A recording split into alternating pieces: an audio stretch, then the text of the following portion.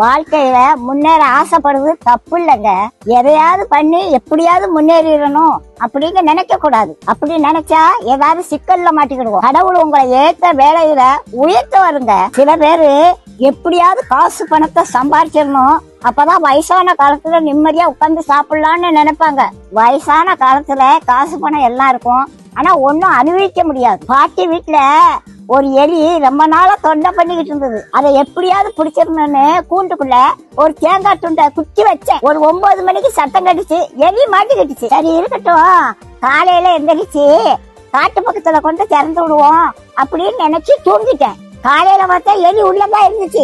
ஆனா அந்த தேங்காய் துண்டை அதை நக்கி கூட பாக்கலங்க. எப்படி வச்சானோ அது அப்படியே இருந்துச்சு. ராத்திரி முழுவதும் உள்ளதான் இருந்துச்சு. அந்த தேங்காய் துண்டை திங்கலாம்ல, அதுக்கு மரண பயம் வந்துட்டு அதனால தேங்காய் துண்டை திங்கிறதுக்கு மனசு வரல. அதுக்கு தேங்காய் துண்டை விட நம்ம உயிர் பிழைச்சா போதும்னு அது இருந்துச்சு.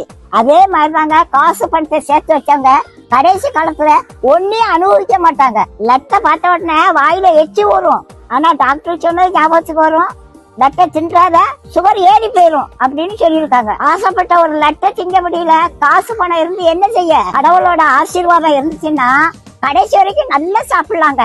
நாளைய தினத்தை குறிச்சு கவலைப்படாதீங்க. அந்தந்த நாளைக்கு அந்தந்த நாளோட பாடு போதுங்க. இன்னைக்கு சாப்பாடு கொடுத்த கடவுள் நாளைக்கு சாப்பாடு கொடுப்பாரு. நீதி நேர்மை உண்மை உத்தமமா மட்டும் வாழுங்க. கடவுள் ஒரு நாளும் உங்களுக்கு ஒரு குறையும் வைக்க மாட்டாங்க. நம்ம எப்படி சம்பாதிக்கோங்கிறத கடவுள் பார்த்துக்கிட்டே இருக்காருங்க.